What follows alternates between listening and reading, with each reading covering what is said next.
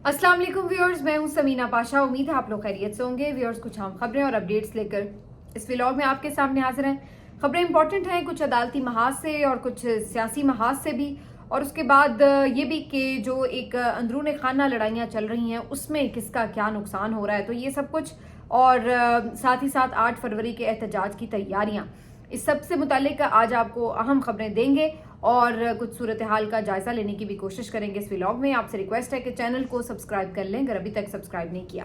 पहले जी फटाफट आपको बता देते हैं कि अदालती महाज से कुछ अहम खबरें क्या हैं जो हो चुकी हैं और जो होने वाली हैं। एक तो जी आपको पता ही है कि जो 6 रुकनी लार्जर बेंच बनाया था उसमें जस्टिस अतर मिनल्ला साहब ने कुछ इख्तलाफ किया है जस्टिस मंसूर अली शाह साहब से, और उन्होंने इस बात पर नापसंदीदगी का एक तरह से इजहार किया कि मंसूर अली शाह साहब को अपने ही जज साहिबान के खिलाफ इस तरह तौहीन अदालत का जो इंदिया उन्होंने दिया वो नहीं देना चाहिए था। बज़ाहिर वो इस पर कोई खुश नज़र नहीं आए, बल्कि उन्होंने इसको तंजन यूं भी कहा कि अगर आप इस नतीजे पे पहुंचे थे तो फिर आप देते उन्हें तौहीन अदालत का नोटिस। यानी यहाँ हम अपने ही अगर जजों को तौहीन अदालत के नोटिस देने लगेंगे तो फिर बाकी क्या रह जाएगा। तो वो इस बात पे कुछ मुतमईन नहीं थे। दूसरा, उनकी तरफ से एतराज ये उठाया गया कि चीफ जस्टिस को आपने क्यों ये कहा कि वो एक फुल कोर्ट बुलाएं, जबकि आप तो उन्हें खुद मुर्द इल्जाम ठहरा रहे हैं। यानी आप तो उन पे ये कह रहे हैं कि उन्होंने तौहीन अदालत की है बादियुन नज़र में, तो फिर आपने उनको जब मुलजिम भी ठहरा दिया है तो फिर उन्हीं की तरफ मामला भी भेज दिया है कि चलिए जी फुल कोर्ट बनाए, तो वो फिर मुलजिम खुद कैसे फुल कोर्ट बना सकता है। तो जस्टिस अतर मिनल्ला जो है वो आज बुनियादी तौर पर बहुत सारे मामलात में खैर वो यानी हमें वही बात करते नजर आए जो पहले उनका एक स्टांस रहा है, लेकिन यहाँ पर उनका एक मुख्तलिफ स्टांस नजर आया, क्योंकि ज़्यादातर लोगों का ख्याल ये है कि अतर मिनल्ला साहब और जस्टिस मंसूर अली शाह साहब ये एक ही ग्रुप का हिस्सा है, जिसमें जस्टिस आयशा मलिक साहिबा भी हैं, जिसमें जस्टिस मुनीब अख्तर भी हैं, जिसमें जस्टिस शाहिद वईद भी हैं। वही जो 8 लोगों का अक्सरियती ग्रुप था मखसूस नशिस्तों के फैसले में भी, तो कमोबेश वही लोग हैं जो आपस में एक जैसे कम अज़ कम आइन की आज़ादी और इन तमाम मामलात के ऊपर इनका एक जैसा स्टांस नज़र आता है। बुनियादी इंसानी हुकूक से मुतालिक, 26वीं आइनी तरमीम से मुतालिक, अदलिया की आज़ादी से मुतालिक। तो यहाँ पर जो आज जस्टिस अतर मिनल्ला ने एक थोड़ा सा इख्तिलाफ किया है तो उसके ऊपर ज़रूर बात हो रही है। अच्छा, मेरे नज़दीक वैसे अतर मिनल्ला साहब ने जो बात की, अगर टेक्निकली आप देखिए तो वैसे वो इतनी गलत नहीं है। टेक्निकली अगर आप देखें तो इससे वाकई ये लग रहा है कि आप एक शख्स को अगर मुलजिम समझते हैं तो फिर आप उसको फुल कोर्ट बनाने के लिए कैसे कह सकते हैं। और फिर अदरवाइज भी ये तनकीद होगी मंसूर अली शाह साहब के ऊपर कि जनाब आपने चीफ जस्टिस को डायरेक्ट कैसे कर दिया कि जी आप जो है वो फुल कोर्ट बनाएं। ये तो चीफ जस्टिस का इख्तियार है, तो कोई उनको डायरेक्ट नहीं कर सकता। ये बात दुरुस्त है कि कोई डायरेक्ट नहीं कर सकता, लेकिन माजी में ये मिसालें मौजूद हैं कि मुख्तलिफ जजेस मुख्तलिफ मामलात के ऊपर नोट्स लिखकर, खतूत लिखकर, किसी भी हवाले से वो कुछ ना कुछ अपनी राय का इजहार चीफ जस्टिस तक पहुंचाते रहे हैं। तो ये कोई ऐसा मामला नहीं है कि ये बिल्कुल कोई एक बिल्कुल अलग से कोई नज़ीर बन गई है। लेकिन बहरहाल अतर मिनल्ला साहब जो है, बज़ाहिर मुझे ये लगा कि उससे उन्होंने ये तासुर लिया है कि इस तरह जजेस में जो तकसीम है वो ज़्यादा होगी, और ये जजेस जो बज़ाहिर आगे चलकर हो सकता है कि खुद भी इसी मामले के ऊपर शायद उस तरह साथ दे ना दे, लेकिन बज़ाहिर ऐसा लगता है कि इनको भी नाराज़ कर लिया गया है। जिन 4 जजेस के अब आपने नाम ले लिए हैं तो वो भी अब आपके साथ नहीं खड़े होंगे। तो मुझे लगता है कि अतर मिनल्ला साहब जो है अगर इस बात से इख्तिलाफ कर रहे हैं तो इसकी वजह उन्हें ये लगता है कि ये तकसीम जो है ये खुद फिर अदलिया के इदारे के मफाद में नहीं है। पहले ही बहुत तकसीम है, उसको और मजीद गहरा किया जा रहा है, और ये जो तौहीन अदालत की बात करके इसको और ज़्यादा स्ट्रेंथ मिल गई है एक तरह से दराड़ को। तो मेरा ख्याल है जहाँ तक कि उन्होंने ये बात की है तो इस कॉन्टेक्स्ट में की है, और टेक्निकली भी उन्होंने उसके ऊपर क्वेश्चन उठाया है। लेकिन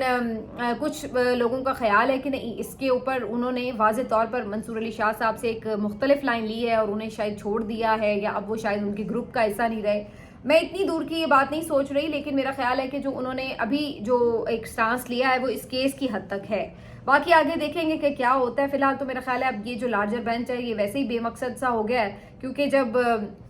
कोई अपील ही उसके ऊपर बाकी नहीं रही जो तौहीन अदालत का नोटिस हुआ था, तो फिर बाकी इस बेंच को बनाने का तो कोई जवाब ही नहीं रहता। बहरहाल अब इन्होंने अपनी सफाइयाँ वजाहतें ज़रूर दी हैं, लेकिन एक बात तो दुरुस्त है कि जस्टिस मंसूर अली शाह साहब ने अगर ये पॉइंट आउट किया है कि इन लोगों की तरफ ये सारा मामला जाता है तो बेसिकली बात तो इसी तरह ही थी। जाहिर है कि उन्होंने उनके जुडिशल ऑर्डर के बरखिलाफ उनका केस वापस उनसे लिया और कहीं और फिक्स किया, तो इस पे उनका एतराज़ तो जायज़ था। हाँ, अगर वो मसलहतन इसको इग्नोर कर देते तो अलग बात थी, लेकिन उससे क्या फ़ायदा होना था। तो ये अब लड़ाई जो है वो बढ़ती हुई हमें नज़र आ रही है। बहरहाल इस सारे मामले के बाद जो एक और अदालती खबर है वो ये कि इमरान खान साहब ने GHQ हमला गेट केस जो है उसके ऊपर बरीयत की दरख्वास्त दायर की थी, जिस दरख्वास्त को आज जज की तरफ से मुस्तरद कर दिया गया है। तो यानी इमरान खान साहब को इसमें बरी नहीं किया उन्होंने, और इस मामले के ऊपर इमरान खान साहब का भी बाकी दर्जनों PTI के लीडर्स और कारकुनान के हमरा ट्रायल जारी रहेगा। तो इंसदाद दहशतगर्दी अदालत ने इस पे उन्हें कोई फेवर नहीं दिया है। तीसरा, इमरान खान साहब का जो तोशा खाना 2 का ट्रायल है उससे मुतालिक, जो कि आपको पता ही है नए नवेले जज साहब के सामने लगा था, उसकी अब समाअत होनी है और आज ही के रोज़ ये समाअत होनी है। और जस्टिस इनाम मनहास जो है वो समाअत करेंगे आज के रोज़। कोशिश होगी PTI की कि वो इस मामले के ऊपर कोई रिलीफ ले सके और ट्रायल को रुकवा सके, स्टे ऑर्डर ले सके। लेकिन मेरा जहाँ तक अंदाज़ा है और जो बाकी कोर्ट रिपोर्टर्स भी हैं, जो एक सियासी हालात को भी बंदा देख रहा है, वो ये पढ़ सकता है कि इस मुश्किल हालात में फ़िलहाल इमरान खान को रिलीफ मिलता नज़र नहीं आ रहा, और ऐसा नहीं लग रहा कि तोशा खाना का ट्रायल यहाँ पर रुकेगा, क्योंकि एकदम से अगर आप नोटिस करें। अच्छा, बल्कि मैं इस पर अब आ ही जाती हूँ,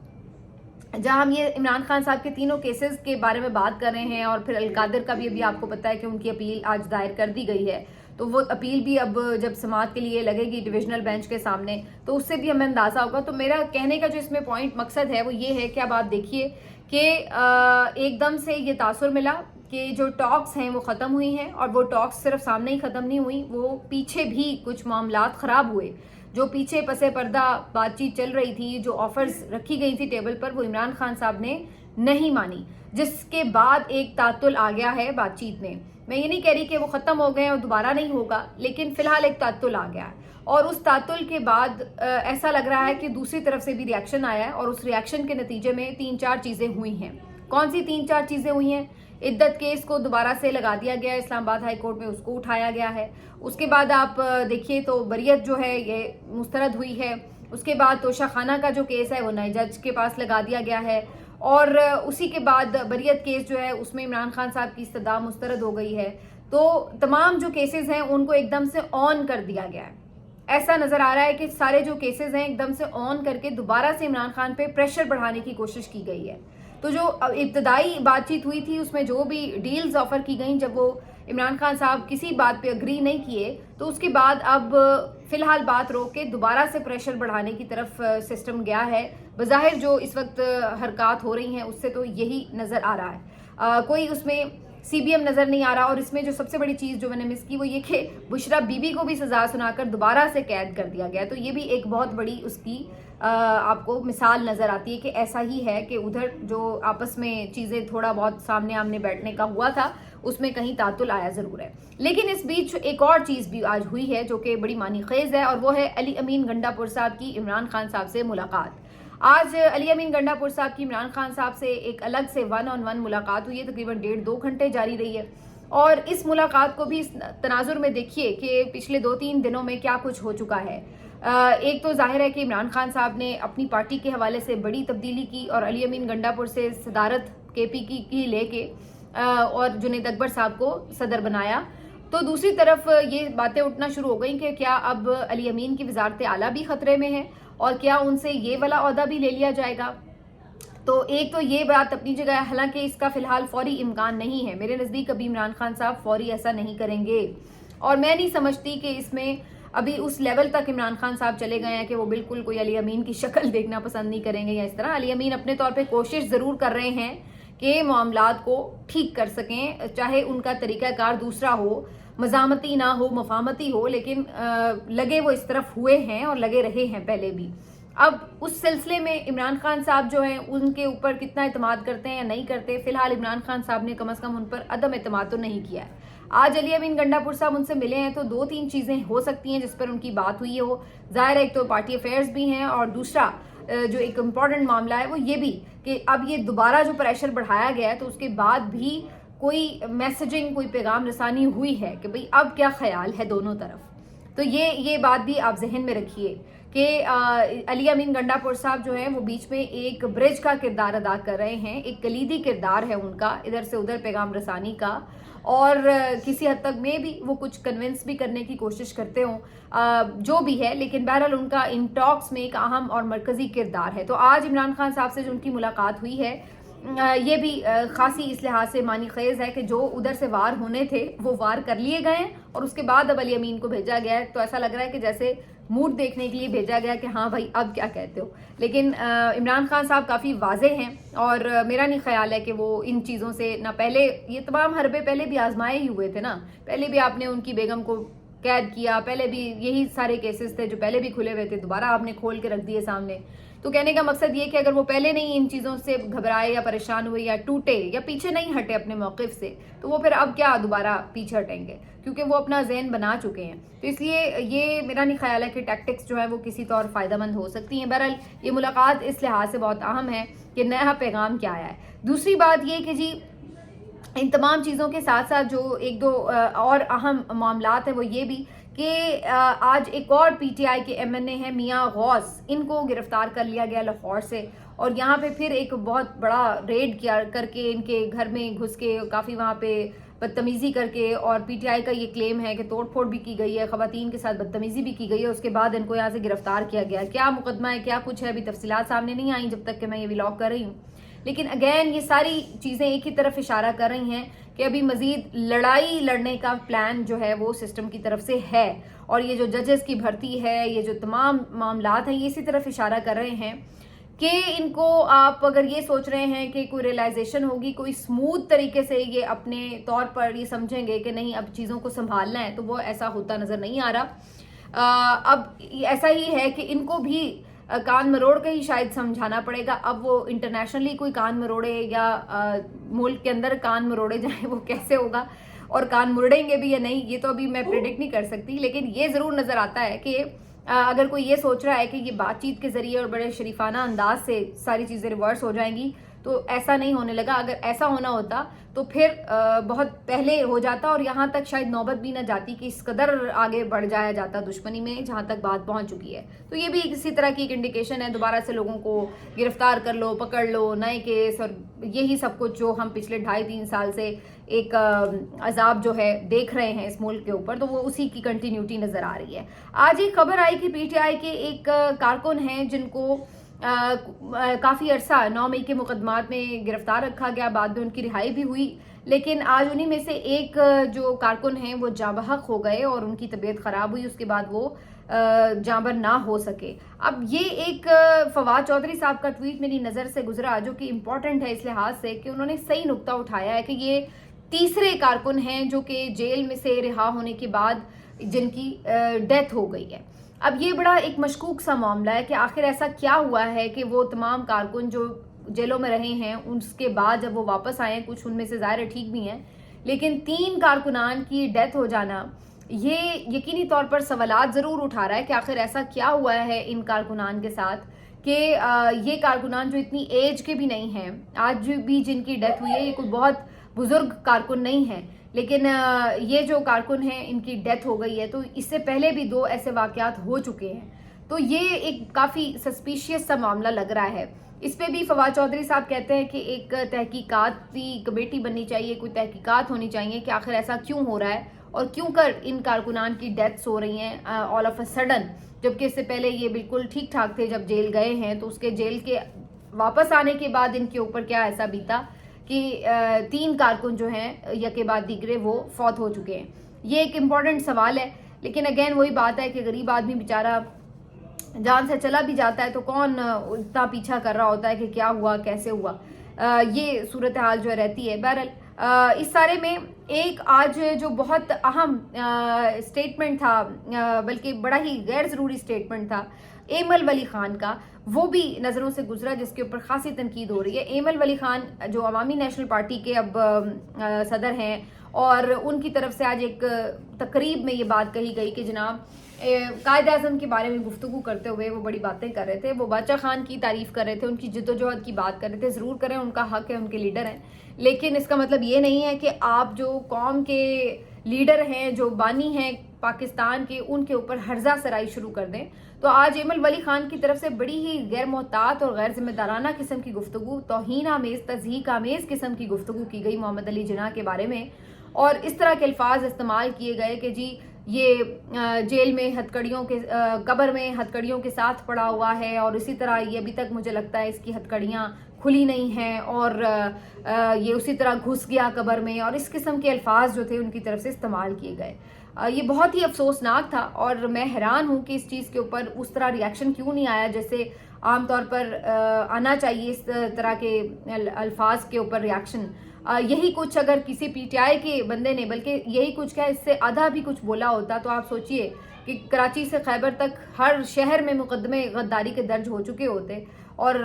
پورے ان کے خاندان جو ہے ادھر ادھر بیچارے بھاگتے پھر رہے ہوتے ہیں کہ ہمیں پکڑ نہ لیا جائے. تو یہاں پر جو جھوٹ ہے کچھ لوگوں کو ایسی ملی ہوئی ہے کہ اس کے اوپر کوئی ہاتھ نہیں ڈالتا, اور کچھ لوگ جو ہیں وہ بلا وجہ بھی عتاب کا شکار رہتے ہیں. یہی ہمیں نظر آتا ہے اس دوہرے قانون کے معیار میں. اسی طرح احسن اقبال صاحب کے حوالے سے بھی کوئی تحریک لبیک کے ہیں لیڈر, ان کی طرف سے اسی طرح بڑی دھمکی آمیز گفتگو اور بہت بدتمیزانہ لہجہ اور اس طرح سے بات کی جا رہی تھی, لیکن وہ بھی اس پہ بھی احسن اقبال صاحب نے محض ٹویٹ ہی کیا ایک مذمتی سا. حالانکہ کسی اور نے اگر ایسا کیا ہوتا تو یہ لوگ کیا نہیں کر گزرتے.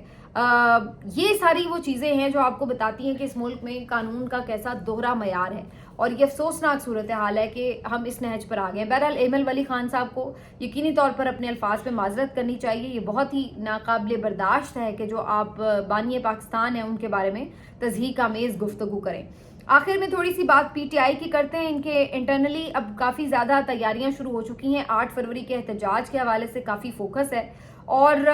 ابھی حال ہی میں ہم نے دیکھا کہ کچھ جو تبدیلیاں ہوئی ہیں, عالیہ حمزہ صاحبہ جو ہیں ان کو ٹاسک دیا ہے عمران خان صاحب نے ممبر سازی کا, اور یہ مختلف جگہوں پر آج نظر آ رہی ہیں. کل بھی سارا دن یہ لوگوں سے ملتی ملاتی رہی. عالیہ حمزہ ایک اس ٹائپ کی کارکن ہے جن کے بارے میں لوگوں کو کہا جا سکتا ہے کہ یہ سیاسی جماعت کا اثاثہ ہوتے ہیں. یعنی اس قدر یہ دلیر بھی ہیں, نظریاتی کارکن ہیں, جس طرح صبر اور حوصلے سے انہوں نے جیل کاٹی ہے, اور پھر کبھی ان میں کسی عہدے کا لالچ, طمع یا کوئی اس طرح کی فضول ہرزہ سرائی یا ایک دوسرے پہ بیان بازی, اس طرح کی کنٹروورسیز میں نے ان کو کبھی پڑھتے دیکھا.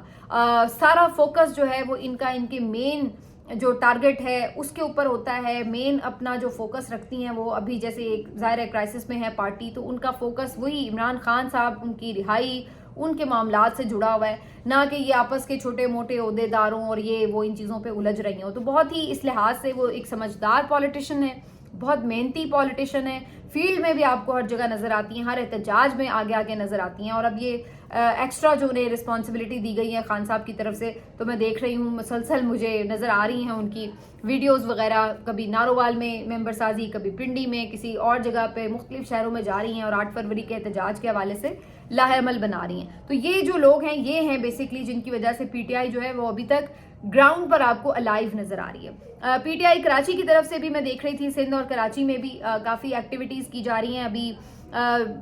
کل انہوں نے یہ ملیر میں ایک فنکشن کیا ہے, ورکرز کنونشن کیا ہے, اور حلیم عادل شیخ جو سندھ کے یہاں کے صدر ہیں وہ یہاں پر خود موجود تھے. اچھا خاصا بڑا یہ کنونشن ہو گیا تھا, اور انہوں نے اب یہ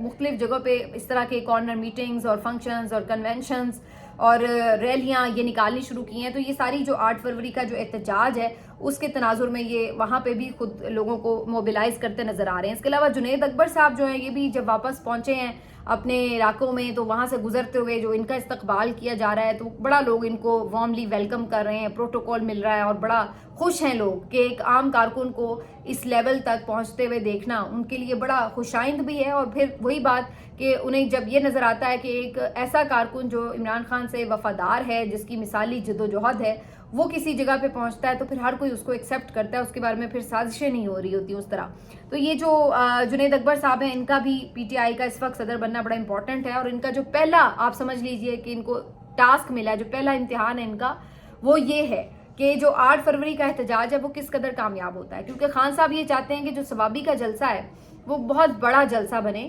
اور اس کے اوپر ایک میسو قسم کا میسج جائے کہ جناب कौम किधर खड़ी है, और 8 फरवरी के इलेक्शन को उन्होंने कबूल नहीं किया, और इसके साथ ये जो खौफ का बुत बना है 26 नवंबर के बाद, उसको तोड़ा जा सके। तो ये दो चीज़ों के हवाले से जो 8 फरवरी का एहतजाज है वो बड़ा इंपॉर्टेंट होगा। तो इसीलिए इमरान खान साहब ने ये जो तब्दीली की है, उसके बाद अब जो तब्दील होके आए हैं नए लोग, उनके लिए ये बड़ा टास्क है कि इसको इन्होंने कामयाब बनाना है। बाकी एक चीज़ के ऊपर अभी तनकीद भी हो रही है, एक फॉरेन रिलेशनशिप्स के हवाले से कमेटी बनाई गई पीटीआई की तरफ से, जिसमें सलमान अकरम राजा साहब, खदीजा शाह साहिबा, सज्जाद बरकी साहब, वलीद इकबाल साहब और अली असगर खान साहब को नामजद किया गया इस कमेटी में। इसके ऊपर काफ़ी लोग बात कर रहे हैं कि जब आप बाहर के लोगों से ताल्लुकात और कोऑर्डिनेशन के हवाले से ये बता रहे हैं कि कमेटी बनी है, तो फिर ये कैसे मुमकिन है कि जो सबसे ज़्यादा एक्टिव नज़र आए इन तमाम मामलात में, यानी जुल्फी बुखारी की बात हो रही है, उनको किस तरह आप नज़रअंदाज कर सकते हैं। तो जो पीटीआई के कारकुन है वो इस फैसले पे इस लिहाज से खुश नज़र नहीं आ रहे। उनका ख्याल है कि सज्जाद बरकी साहब तो चलिए ठीक है, वो भी काफ़ी एक्टिव रहे हैं, लेकिन जो मेन इनके लीडर है जुल्फी बुखारी साहब, इनको तो होना चाहिए जो हर महाज पर आपको वहाँ पे एक्टिव नज़र आए। इवन शहबाज गिल वहाँ पे बहुत एक्टिव नज़र आए हैं, लेकिन यहाँ से वलीद इकबाल साहब हों या अली असगर खान साहब हों, खदीजा शाह साहिबा वैसे तो पढ़ी लिखी खातून हैं, पोटेंशियल है उनमें, लेकिन ज़ाहिर है अभी कोई उतनी ज़्यादा एक्सपीरियंस नहीं है सियासत के कारज़ार में,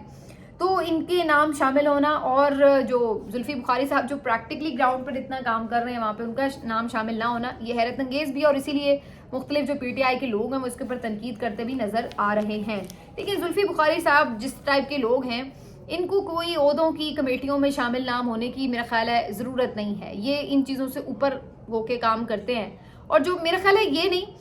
कोई भी जो आपका वफादार साथी है, जो वाकई जेन्युइनली अपने लीडर के साथ खड़ा है, उसके नज़रिए के साथ खड़ा है, उसको इससे कख फ़र्क नहीं पड़ता कि भाई मुझे कोई ओहदा मिला है या नहीं मिला, और मेरा नाम किसी जगह शामिल हुआ है या नहीं हुआ। अगर मिल जाए तो वो कहता है ठीक है, नहीं भी मिले तो वो अपनी कैपेसिटी में जितना जोगा होता है वो काम करता रहता है।